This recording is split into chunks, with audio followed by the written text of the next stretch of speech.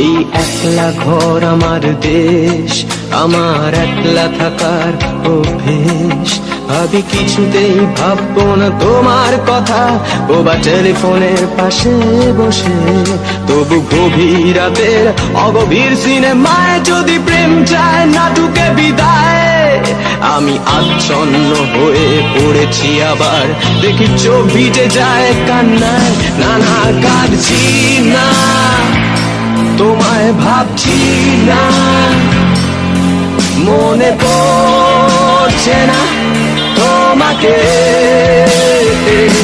তবু যাচ্ছি কি, ফিরে যাচ্ছি কি